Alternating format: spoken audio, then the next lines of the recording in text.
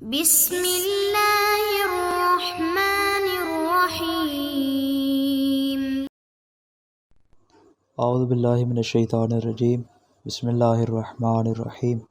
عزیز طلبہ کرام، آج ہم اصول الفقہ المظفر صدوم کا سبق نمبر 120 پڑھنے جا رہے ہیں، اور آج انشاءاللہ ہم بیان کریں گے جو ابتدا میں ہم نے کہا تھا کہ ہماری گفتگو دو مقامات پر دو ابحاث میں ہوگی، ایک ہوگی عبادت سے نہیں اور دوسری ہوگی معاملات سے نہیں۔ آیا یہ نہیں جو ہے موجب فساد ہوتی ہے یا موجب فساد نہیں ہوتی؟ انشاءاللہ پہلے عبادات کو بیان کریں گے، اس کے بعد انشاءاللہ پھر معاملات کے حوالے سے تفصیلی گفتگو کریں گے۔ سوال ہمارا اس عنوان میں ہے کہ عبادت میں نہیں آیا موجب فساد ہے یا موجب فساد نہیں ہے، یعنی کیا مطلب؟ فرماتے ہیں مثال کے طور پر ہم کہتے ہیں کہ روزہ رکھنا عبادت ہے، لیکن فرماتے ہیں یہی روزہ جو کہ عبادت شمار ہوتا ہے، یہ والا روزہ عیدین کے دن رکھنا حرام ہے، یعنی شارع نے عید الاضحیٰ اور عید الفطر کے دن اس روزہ رکھنے سے منع فرمایا، نہیں وارد ہوئی ہے۔ فرماتے ہیں پس اگر کوئی شخص اس دن کا روزہ رکھ لے تو فرماتے ہیں آیا یہ نہیں ہو تحریم اس روزے کے فساد اور بطلان پر دلالت کرے گی یا صرف اس کے حرام ہونے پر دلالت کرے گی، یعنی صرف حرمت کو بیان کرے گی یا یہ کہے گی یہ حرمت کے ساتھ ساتھ اس کے روزے کو بھی باطل کر دے گی؟ فرماتے ہیں ہمارا بنیادی سوال یہاں پر یہ ہے۔ بحث کی ابتدا میں مصنف بطور مقدمہ 3 طرح کے نکات کو اور 3 طرح کے مقدمات کو بیان کریں گے، اس کے بعد 3 طرح کے مراحل کو بیان کریں گے، پہلا مرحلہ، دوسرا مرحلہ اور تیسرا مرحلہ، یا آپ اس کو مقامات سے تعبیر کر لیں۔ 3 مراحل میں 3 مقامات میں گفتگو ہوگی، اور آخر میں انشاءاللہ ایک تنبیہ کو بیان کر کے اپنی اس بحث کو اتمام تک لے جائیں گے۔ پہلا مقدمہ یہ ہے کہ عبادت کے ہمارے پاس 2 طرح کے معنی ہیں، ایک ہے اس کا معنی اخص اور دوسرا اس کا معنی عام۔ عبادت کے معنی اخص سے مراد یہ ہے کہ وہ اعمال کہ جن کو قصد قربت سے بجا لانا ضروری ہے اور اس کے بغیر اس کا امتثال نہیں ہو سکتے، یعنی عبادت کا خاص معنی ہے۔ جس طرح ہم کہتے ہیں امر کا عبادی ہونا جو کہ توسلی کے مقابلے ہوتا ہے، اس میں کیا کہتے ہیں کہ اس میں قصد قربت کے ساتھ اس کو بجا لانا ضروری ہو، فرماتے یہ ہو جائے گا اس کا معنی اخص یا معنی خاص۔ البتہ فرماتے معنی عام سے مراد یہ ہے کہ وہ اعمال کے جن کو قصد قربت سے بجا لانا ممکن ہو، یعنی اس میں قربت اور عدم قربت دونوں شامل ہو جائیں گے۔ یعنی اگر ہم آسان الفاظ میں کہیں تو کیا کہیں گے؟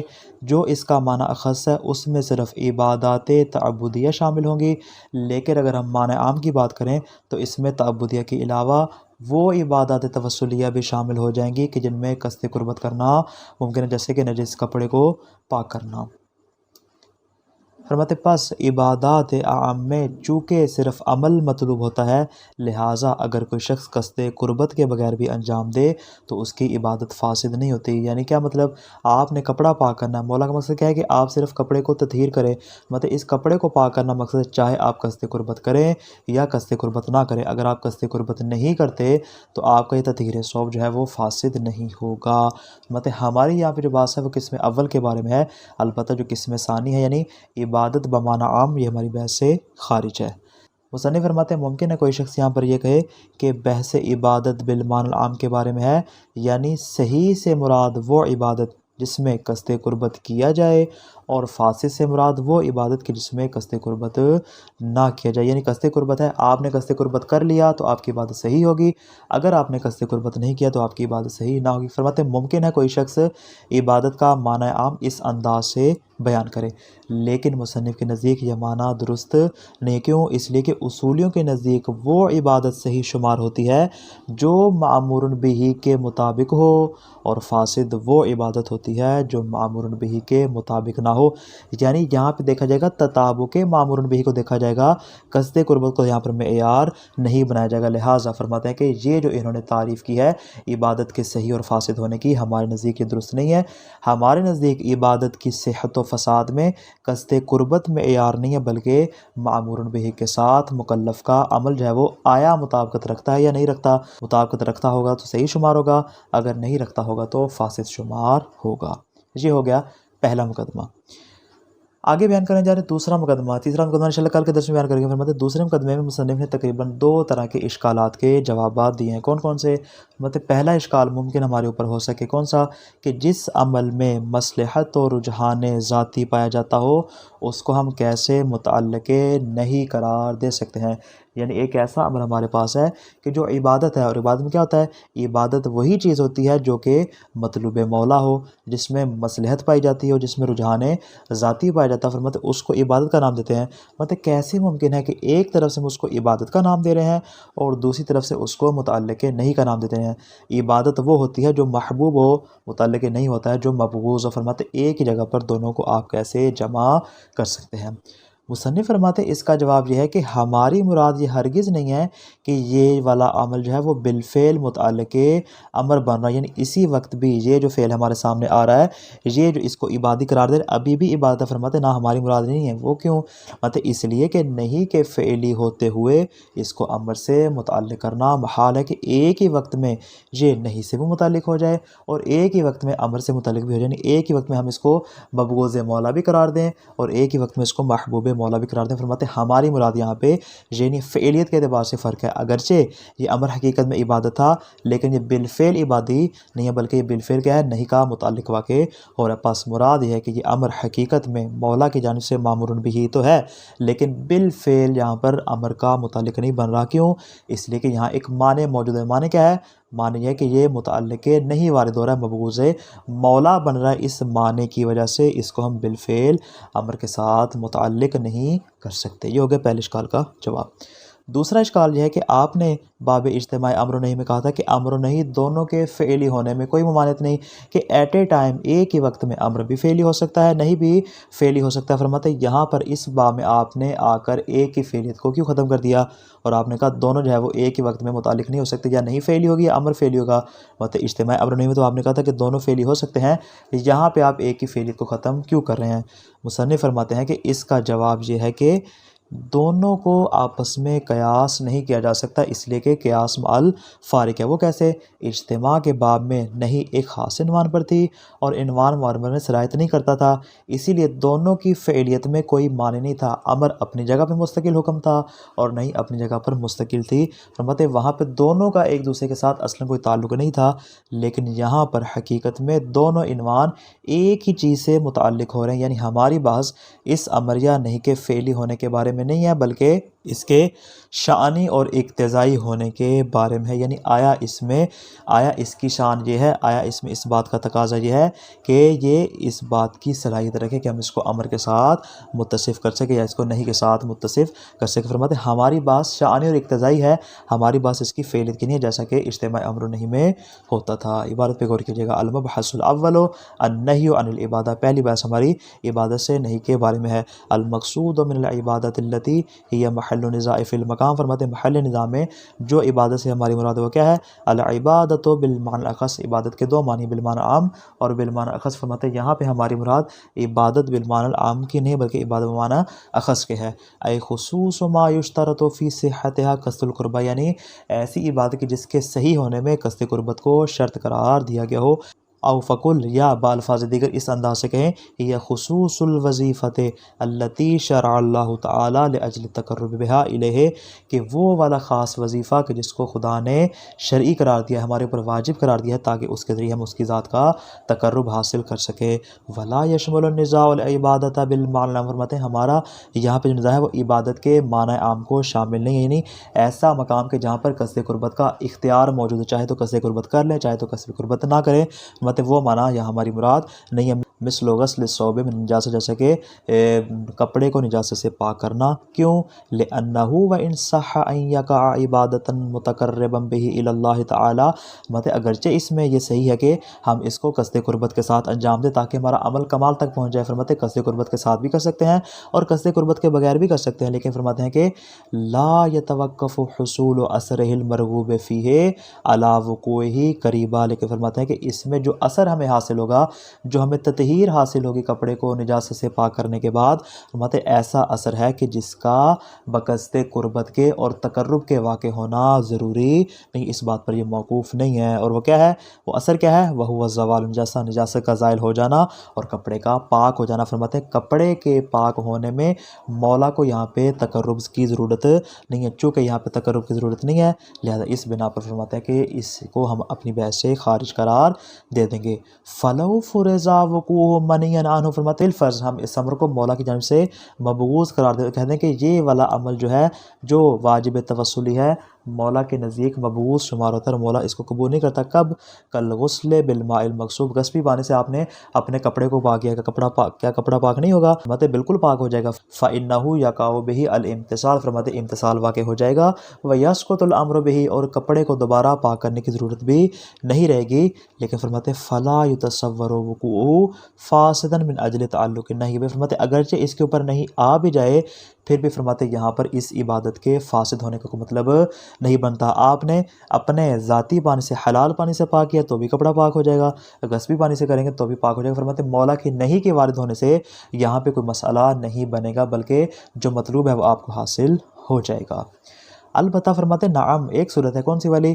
اذا وقع محرما منہیا عنہ، فرماتے اگر اس صورت میں واقع ہو کہ یہ حرام بھی ہو اور مولا نے اس کام سے آپ کو منع بھی کیا ہو، فإنہ لا یقع عبادتا متقربا بہ الی اللہ تعالی، فرماتے اس صورت میں امر عبادی بھی نہیں ہوگا اور اس سے تقرب الہی بھی حاصل نہیں ہوگا۔ فإذا قصد من الفساد هذا المعنی، اگر تو فساد سے آپ کی مراد یہ والا معنی ہے، فلا بأس فی ان یقال، فرماتے کوئی حرج نہیں کہ یہاں پہ ہم کہہ سکتے ہیں کیا؟ ان النہی عن العبادت بالمعنی العام یقتضی الفساد، کے وہ والی عبادت جو کہ بالمعنی عام میں ہوتی ہے اس سے اگر نہیں وارد ہو جائے تو وہ فساد کا تقاضا کرتی ہے۔ لیکن کب؟ اگر فرماتے آپ کی یہاں پہ یہ مراد ہو کہ چونکہ اس عمل کے ذریعے تقرب الہی حاصل نہیں ہو سکتا، فرماتے اس صورت میں ہم بھی آپ کے ساتھ ہیں، ہم اس بحث میں عبادت بالمعنی العام کو بھی شامل کر سکتے ہیں۔ فَإِنَّ مَن يَدَّعِي الْمُمَانِعَةَ بَيْنَ الصِّحَّةِ وَالنَّهْيِ، فرماتے وہ افراد جو کہ صحت اور نہیں کے درمیان ممانعت کا دعویٰ کرتے ہیں، کہتے ہیں کہ صحت الگ چیز ہے اور نہیں الگ چیز ہے، دونوں کا آپس میں تعلق نہیں ہے، دونوں کے درمیان ملازمہ ثابت نہیں ہے۔ فرماتے يُمْكِنُ أَن يَدَّعِيَ الْمُمَانِعَةَ بَيْنَ وُقوعِ غسل الثوب صحیحا و بین النہی عنہ، فرماتے ممکن ہے وہ یہاں پر اس بات کا بھی دعویٰ کر دیں کہ کپڑے کو پاک کرنے کے صحیح ہونے میں اور اس سے نہیں ہونے کے درمیان ممانعت پائی جاتی ہے، یعنی دونوں کا آپس میں کوئی تعلق نہیں ہے۔ کپڑے کے صحیح طور پہ دھونے سے مراد کیا ہے؟ ای عبادتا متقربا بہ الی اللہ تعالی، یعنی قصد قربت کے ساتھ جو آپ نے کپڑا پاک کیا اس کے صحیح ہونے میں اور اس کے نہیں کے درمیان، فرماتے ہیں کہ ممانعت کا دعویٰ کریں گے کون؟ وہ افراد جو کہتے ہیں کہ صحت اور نہیں کے درمیان ممانعت پائی جاتی ہے۔ آگے مصنف فرماتے ہیں ولیس معنی العبادت ہونا، فرماتے یہاں عبادت کا یہ معنی ہرگز نہیں ہے کہ کون سا والا؟ انہا ما کانت متعلقتا للامر فعلا، یہ حقیقت میں اسی اشکال کا جواب دے رہے ہیں کہ جہاں پہ انہوں نے کہا تھا کہ ایک ہی وقت میں امر بھی فعلی ہو جائے اور ایک ہی وقت میں نہیں بھی فعلی ہو جائے، یعنی آپ کہہ رہے ہیں کہ یہ چیز عبادت ہو رہی ہے، محبوب مولا قرار پا رہی ہے، اور دوسری طرف سے آپ اس کو متعلق نہیں قرار دے رہے اور کہہ رہے ہیں کہ یہ مبغوض مولا ہے۔ فرماتے عبادت کا معنی ہرگز یہ نہیں ہے کہ انہا ما کانت متعلقتا للامر فعلا، کہ اس میں بالفعل ہم امر کو متعلق قرار دے رہے ہیں، ہم کہہ رہے ہیں کہ یہ امر کا متعلق قرار پا رہا ہے بالفعل، جس طرح کہ نہیں کا متعلق قرار پا رہا ہے۔ فرماتے ہماری مراد یہ نہیں ہے، کیوں؟ لأنه مع فرض تعلق النہی بها فعلا لا يعقل فرض تعلق الامر بها ایضا، فرماتے جب ہم بالفعل نہیں کو اس کے ساتھ متعلق کریں تو اس کے ہوتے ہوئے فرماتے یہاں امر کے تعلق کو فرض کرنا لا يعقل اصلا عقل سے بہت زیادہ بعید شمار، ایک ہی وقت میں فرماتے یہاں پر نہیں متعلق ہو سکتے بالفعل، اس کے ہوتے ہوئے امر کی فعلیت کی گنجائش باقی نہیں رہتی۔ ممکن ہے کوئی ہمارے اس جواب کے اوپر اشکال کرے اور کیا کہے کہ جناب اجتماعی امر و نہی میں تو آپ نے کہہ دیا تھا کہ وہاں پہ امر و نہی دونوں فعلی ہو سکتے ہیں، یہاں پہ آپ نے کیوں کہا کہ نہیں فعلی ہے، امر فعلی نہیں ہوگا؟ مصنف اس کا جواب دیتے ہیں، فرماتے ولیس ذالک کباب اجتماع الامر والنہی، فرماتے یہ اجتماعی امر و نہی کی طرح نہیں ہے کہ الذی فرض فیہ تعلق النہی بعنوان غیر العنوان الذی تعلق به الامر، فرماتے کہ جس میں نہیں کو متعلق کیا گیا تھا ایک الگ عنوان سے، البتہ وہ عنوان جو تھا وہ امر کے متعلق کے عنوان سے الگ شمار ہوتا تھا، یعنی نہیں کا الگ عنوان تھا اور امر کا الگ عنوان تھا، امر جو تھا وہ الگ چیز سے متعلق ہو رہا تھا، نہیں جو تھی وہ الگ چیز سے متعلق ہو رہا تھا، اس اعتبار سے آپ اس کو اجتماع امر و نہی کے باب پر قیاس نہیں کر سکتے۔ فإنہ ان جاز ہناک اجتماع الامر والنہی فلا یجوز ہناک، فرماتے اگر اس مقام پہ اجتماع امر و نہی جائز تھا تو فلا یجوز ہونا یہاں جائز نہیں، دونوں میں فرق پایا جاتا ہے، کیوں؟ لعدم تعدد العنوان، اس لیے کہ یہاں پر عنوان متعدد نہیں ہو رہا بلکہ ایک عنوان ہے جو کہ خود اس کے اوپر صادق آ رہا ہے، جبکہ وہاں پر کیا تھا؟ دو ہی عنوانات تھے اور دو ہی ان کے معنون تھے۔ وَإِنَّمَا الْعِنْوَانُ الَّذِي تَعَلَّقَ بِهِ الْأَمْرُ هُوَ نَفْسُهُ صَارَ مُتَعَلِّقًا بِالنَّهْيِ، مطلب یہ والا جو ہمارا جس میں ہم بحث کر رہے ہیں یہاں پہ وہی والا عنوان جو متعلق امر تھا اسی کو اٹھا کے ہم کیا کر رہے ہیں؟ متعلق نہیں قرار دے رہے ہیں۔ یعنی یہاں پر عنوان متعدد نہیں ہے بلکہ عنوان ہمارے پاس ایک ہی ہے گزشتہ مقام کے برخلاف۔ وعلی ھذا فرماتے پاس اس بنا پر فلا بد ان یراد بالعبادۃ المنہی عنہا ما کانت طبیعتها متعلقۃ للامر وان لم تکن شاملۃ لما ہوا متعلق النہی۔ فرماتے ہیں پس اس بنا پر ضروری ہے کہ یہاں وہ والی عبادت کی جس سے مولا نے منع فرمایا ہے اس سے ہم کون سی عبادت مراد لیں؟ وہ والی عبادت، یہ ان جملہ نہایت اہم ہے۔ فرماتے ما کانت طبیعتها متعلقۃ الامر، کہ جس کی طبیعت امر کے ساتھ متعلق ہو رہی ہو، وَإِن لَمْ تَكُنْ شَامِلَةً بِمَا هِيَ مَأْمُورٌ بِهَا لِمَا هُوَ متعلق نہیں۔ فرماتے اگرچہ اس میں ضروری نہیں ہے کہ یہ اس حال میں کہ جب یہ مأمور بہ بھی قرار پا رہا ہے اسی حال میں متعلق نہیں کو بھی شامل ہو۔ فرماتے ایسا اس میں ضروری نہیں ہے۔ او ما كانت من شأنها، یہ اسی کی بالفاظ دیگر وضاحت کریں۔ فرماتے ہیں ہم وہ والی عبادت کی جسے نہیں کی گئی ہے اس سے مراد کیا ہے؟ ما كانت من شأنها ان يتقرب بها لو تعلق بها امر۔ فرماتے ہیں کہ جس کی شأنیت یہ ہے کہ اس کو ہم موجب تقرب الہی اور موجب تقرب مولا قرار دیں، لیکن کس صورت میں؟